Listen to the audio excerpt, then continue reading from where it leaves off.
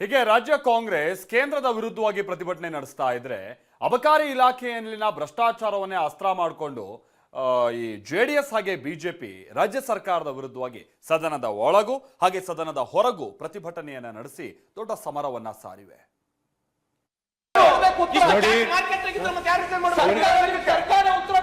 ರಾಜೀನಾಮೆ ತಗೊಂಡಿಲ್ಲ ಅಂದ್ರೆ ಮುಖ್ಯಮಂತ್ರಿ ರಾಜೀನಾಮೆ ತಗೊಂಡು ರಾಜೀನಾಮೆ ಕೊಡ್ಬೇಕು.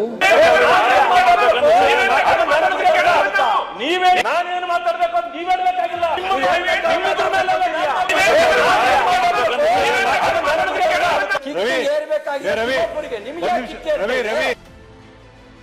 ವಿಪಕ್ಷ ಬಿಜೆಪಿ ವಿರುದ್ಧ ಆಡಳಿತ ಪಕ್ಷದ ಮನ್ರೇಗಾ ಅಸ್ತ್ರ. ಕೇಂದ್ರ ಸರ್ಕಾರ ಸಹಕಾರ ವಿರೋಧ ಪಕ್ಷದ ಬತ್ತಳಿಕೆಯಲ್ಲಿದೆ ಅಬಕಾರಿ ಬ್ರಹ್ಮಾಸ್ತ್ರ. ಮಾನ್ಯ ಮುಖ್ಯಮಂತ್ರಿಗಳು ಈ ಸಚಿವರನ್ನ ಸಂಪುಟದಿಂದ ವಜಾ ಮಾಡಬೇಕು. ಆಡಳಿತ ಪಕ್ಷ ಕಾಂಗ್ರೆಸ್ ಹಾಗೂ ವಿರೋಧ ಪಕ್ಷ ಬಿಜೆಪಿ ನಡುವೆ ಘೋರ ಕದನವೇ ನಡೀತಿದೆ. ಒಂದ್ ಕಡೆ ಕಾಂಗ್ರೆಸ್ ಮನ್ರೇಗಾ ಅಸ್ತ್ರ ಪ್ರಯೋಗಿಸಿ ಬಿಜೆಪಿ ವಿರುದ್ಧ ಹೋರಾಟಕ್ಕೆ ಧುಮುಕಿದ್ರೆ, ಮತ್ತೊಂದೆಡೆ ವಿಪಕ್ಷ ಬಿಜೆಪಿ ಹಾಗೂ ದೋಸ್ತಿ ಜೆಡಿಎಸ್ ಜಂಟಿಯಾಗಿ ರಾಜ್ಯ ಸರ್ಕಾರದ ವಿರುದ್ಧ ಅಬಕಾರಿ ಬ್ರಹ್ಮಾಸ್ತ್ರ ಪ್ರಯೋಗ ಮಾಡಿದೆ.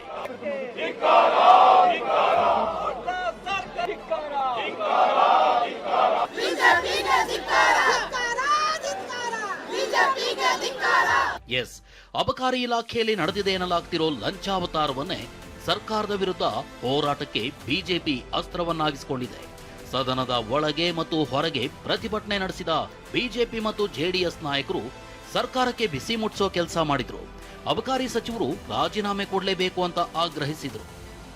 ಮುಖ್ಯಮಂತ್ರಿಗೆ 3-4 ಬಾರಿ ಭೇಟಿ ಮಾಡಿದ್ರು ಕೂಡ ನಾನು ನೋಡೋಣ ಮಾಡೋಣ ಅಂತಾರೆ. ಯಾಕಂದ್ರೆ ಇದ್ರಲ್ಲಿ ಪಾಲು ಅವ್ರಿಗೂ ಹೋಗ್ತೈತೆ. ಮುಖ್ಯಮಂತ್ರಿಗೆ ಪಾಲು ಹೋಗಿಲ್ಲ ಅಂದ್ರೆ ಅವ್ರು ಇಷ್ಟೊತ್ತಿಗೆ ಈ ರಾಜೀನಾಮೆ ತಗೋಬೇಕಾಯ್ತು. ನೆಕ್ಸ್ಟ್ ನಾವು ಮುಖ್ಯಮಂತ್ರಿ ರಾಜೀನಾಮೆನೂ ಕೇಳ್ತೀರಿ. ಮಂತ್ರಿ ರಾಜೀನಾಮೆ ತಗೊಂಡಿಲ್ಲ ಅಂದ್ರೆ ಮುಖ್ಯಮಂತ್ರಿ ರಾಜೀನಾಮೆ ಕೇಳ್ತೀರಿ. ಸಿದ್ದರಾಮಯ್ಯನವರು ತಮ್ಮ ಬೊಕ್ಕಸಕ್ಕೆ ಹಣವನ್ನು ತುಂಬಿಸ್ಕೋಬೇಕು, ಗ್ಯಾರಂಟಿಗಳಿಗೆ ಹಣ ತುಂಬಿಸ್ಕೋಬೇಕು ಅಂತ ಹೇಳಿ ಇವತ್ತು ಟಾರ್ಗೆಟ್ ಅನ್ನ 35% ಟಾರ್ಗೆಟ್ ಜಾಸ್ತಿ ಮಾಡಿದ್ದಾರೆ ಕಳೆದ 2.5 ವರ್ಷದಲ್ಲಿ. ನಾವು ಧರಣಿ ಮಾಡ್ತಾ ಇದ್ದೀವಿ. ವಿಧಾನಸಭೆಯಲ್ಲೂ ಅಬಕಾರಿ ಇಲಾಖೆಯ ಭ್ರಷ್ಟಾಚಾರದ ಬಾಂಬ್ ಬ್ಲಾಸ್ಟ್ ಆಯಿತು. ವಿಪಕ್ಷಗಳ ಸದಸ್ಯರು ಸದನದ ಬಾವಿಗಿಳಿದು ಧರಣಿ ನಡೆಸಿದ್ರು. ಅಧ್ಯಕ್ಷರೇ, ನಾವು ನಿನ್ನೆ ಈ ಅಬಕಾರಿ ಇಲಾಖೆಯಲ್ಲಾಗಿರುವಂತ ಭ್ರಷ್ಟಾಚಾರದ ಬಗ್ಗೆ ವಿಡಿಯೋಗಳು ಬಂದಿದೆ, ಆಡಿಯೋಗಳು ಬಂದಿದೆ. ಜನ ಬೀದಿ ಬೀದಿಯಲ್ಲಿ ಮಾತಾಡ್ತಾ ಇದ್ದಾರೆ. ಇದರಲ್ಲಿ ಪಾಲು ಮಂತ್ರಿಗೆ ಹೋಗ್ತದ, ಮುಖ್ಯಮಂತ್ರಿಗೆ ಹೋಗ್ತದ. ಈ ತರದೆಲ್ಲ ಆಗಿರೋದ್ರಿಂದ ನಾವು ಎಸ್.ಟಿ. ನಿಗಮದ್ದು ಆದಾಗ ಇಮಿಡಿಯೇಟ್ ಆಗಿ ರಾಜೀನಾಮೆ ತಗೊಂಡ್ರು. ಇವ್ರಿಗೆ ಯಾಕೆ ರಾಜೀನಾಮೆ ತಗೊಂತಾ ಇಲ್ಲ? ಅದಕ್ಕೆ ಅಧ್ಯಕ್ಷರು ನಾವು ಧರಣಿ ಮಾಡ್ತಾ ಇದ್ದೀರಿ. ದಯವಿಟ್ಟು ಅವಕಾಶ ಕೊಡಬೇಕು, ನಮ್ಗೆ ಮಾತಾಡಕ್ಕೆ ಅವಕಾಶ ಕೊಡಬೇಕು. ನಾವು ನಿಲುವಳಿ ಸೂಚನೆ ಕೊಟ್ಟಿದ್ದೀವಿ. ಮುಖ್ಯಮಂತ್ರಿಗಳ ಪಾತ್ರ ಅತ ವಿಧಾನ ಪರಿಷತ್ನಲ್ಲಿ ವಿಪಕ್ಷ ನಾಯಕ ಛಲವಾದಿ ನಾರಾಯಣಸ್ವಾಮಿ ಅಬಕಾರಿ ಭ್ರಷ್ಟಾಚಾರದಲ್ಲಿ ಸಿಎಂ ಪಾತ್ರ ಏನು ಅಂತ ಪ್ರಶ್ನಿಸಿದರು. ಈ ಪ್ರಶ್ನೆ ಸಚಿವ ಸಂತೋಷ್ ಲಾಡ್ರನ್ನ ಕೆರಳುವಂತೆ ಮಾಡಿತು. ಮುಖ್ಯಮಂತ್ರಿಗಳ ಪಾತ್ರ ಏನು ಅಂತ ಪ್ರಶ್ನೆ ಮಾಡಿದ್ದೇನೆ.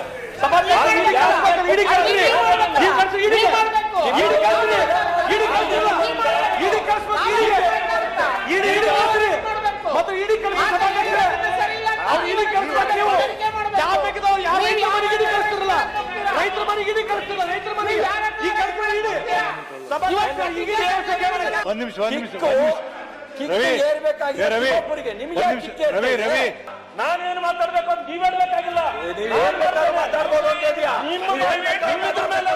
ಸಚಿವ ಚಲುವರಾಯಸ್ವಾಮಿ ಹಾಗೂ ಶಿವರಾಜ್ ತಂಗಡಗಿ ಕೂಡ ಛಲವಾದಿ ವಿರುದ್ಧ ಮುಗಿಬಿದ್ರು. ನಾನೇನು ಮಾತಾಡ್ಬೇಕು ಅಂತ ನೀವ್ ಹೇಳ್ಬೇಕಾಗಿಲ್ಲ.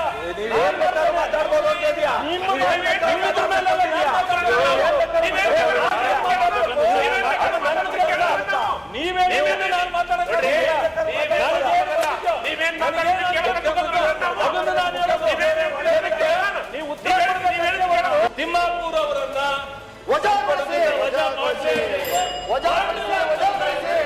ಒಪ್ಪಲಿಕ್ಕೆ ಸಾಧ್ಯವೇ ಇಲ್ಲ. ಸದನದಲ್ಲಿ ತನ್ನ ಇಲಾಖೆಯದ್ದೇ ಗದ್ದಲ ಕೋಲಾಹಲ ನಡೀತಿದ್ರೆ ಅಬಕಾರಿ ಸಚಿವ ಆರ್.ಬಿ. ತಿಮ್ಮಾಪುರ ನಾನ್ಯಾಕೆ ರಾಜೀನಾಮೆ ಕೊಡಬೇಕು ಅಂತ ಗರಂ ಆದ್ರು. ನನ್ನೇನು ಪಾತ್ರ ಅದರಲ್ಲಿ?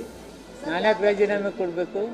ಯಾವ್ದಾದ್ರು ಸ್ವಲ್ಪ ರಾಜೀನಾಮೆ ಕೊಡ್ಬೇಕು. ನಾನು ಏನು ತಪ್ಪು ಮಾಡಿದ್ದಿಲ್ಲ. ನಾನು ಇಷ್ಟೆಲ್ಲ ಬೆಳವಣಿಗೆ ನಡುವೆ ವಿಧಾನಸಭೆಯ ಮೊಗಸಾಲೆಯಲ್ಲಿ ಬಿಜೆಪಿ ನಾಯಕರು ತಿಮ್ಮಾಪುರ ರಾಜೀನಾಮೆಗೆ ಆಗ್ರಹಿಸಿ ಅಹೋರಾತ್ರಿ ಧರಣಿ ನಡೆಸೋ ಬಗ್ಗೆ ಚರ್ಚೆ ಮಾಡಿದ್ರು. ಅನಿಲ್, ಹರೀಶ್ ಜೊತೆ ಕಿರಣ್ ಹನ್ಯಣ್ಕ, TV9 ಬೆಂಗಳೂರು. ಇನ್ನು ಪೌರಾಯುಕ್ತಗೆ ಧಮಕಿ ಹಾಕಿದ್ದಂಥ ಆ ಕೇಸ್ ಬೀಳ್ತಾ ಇದ್ದ ಹಾಗೆ ಪರಾರಿಯಾಗಿದ್ದಂಥ ರಾಜೀವ್ ಗೌಡ 13 ದಿನದ ನಂತರ ನಿನ್ನೆ ಪೊಲೀಸರಿಗೆ ತಗಲಾಕೊಂಡಿದ್ದರು. ಕೇರಳ ಗಡಿಯಲ್ಲಿ ಸಿಕ್ಕಾಕೊಂಡಿದ್ರು. ಕರ್ನಾಟಕ ಕೇರಳ ಗಡಿಯಲ್ಲಿ ಇವತ್ತು ಅವರನ್ನು ಶಿಡ್ಲಘಟ್ಟ JMFC ಕೋರ್ಟ್ಗೆ ಹಾಜರುಪಡಿಸುವಂಥ ಕಾರ್ಯ ಆಯಿತು. ಈ ಸಂದರ್ಭದಲ್ಲಿ ಕೋರ್ಟ್ ಅವರನ್ನು 14 ದಿನಗಳ ನ್ಯಾಯಾಂಗ ಬಂಧನಕ್ಕೆ ಒಪ್ಪಿಸಿದೆ.